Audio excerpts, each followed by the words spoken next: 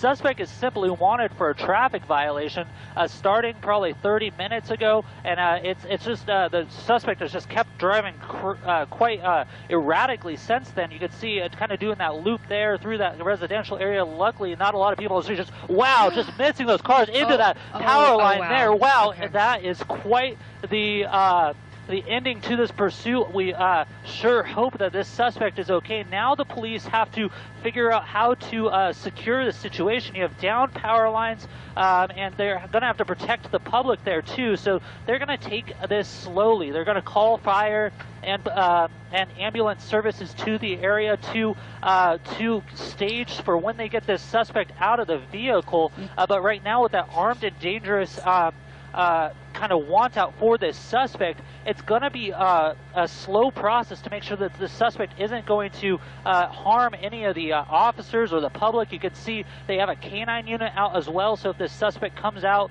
and decides to run, which would be hard to do after that type of impact, that canine officer is there and ready to take the suspects into custody. Three people in the car, three people so far coming out of that vehicle. First person there being taken into custody by those officers. You see the air unit overhead calling out this to the dispatchers, and you see the person behind the vehicle there laying down on the ground, throwing that phone out of the way. The second person, 4 people, wow, another person coming out of that car too. It's amazing that these people can move after that accident there. But 1, 2, 3, 4, 2 in custody, the other 2 proned out on the ground, and they're just going to keep calling these suspects back.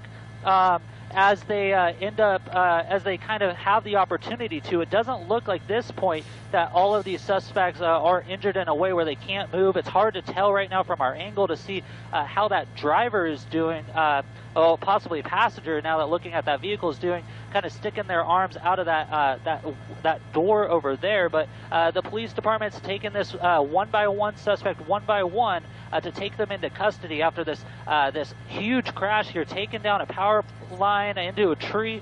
Luckily, no civilians or the public was injured, but there you go. They're going to take that 4th person into custody, standing up, walking slowly back to those officers. This is what they want to see as they take these suspects into custody. Very slow movements. They're going to check the suspect for weapons, take them into custody, and then they're also interviewing all these different suspects to make sure there's no one else in the vehicle. There's number 5 coming out of the vehicle. So a lot of people in that very small Toyota vehicle there.